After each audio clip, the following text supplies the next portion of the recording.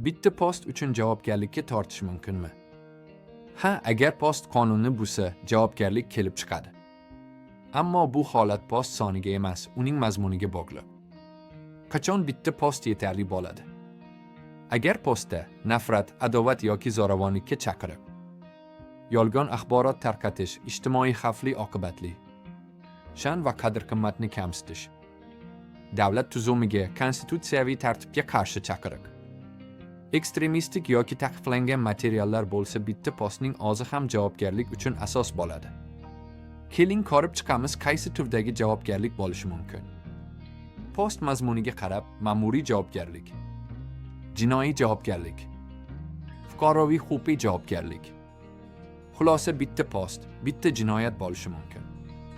Hammasi matn, rasm, video va chaqiriq mazmuniga bog'liq. Keyingi videolarni o'tkazib yubormaslik uchun bizga obuna bo'ling, fikrlaringizni izohlarda qoldiring. Ko'rganingiz uchun rahmat.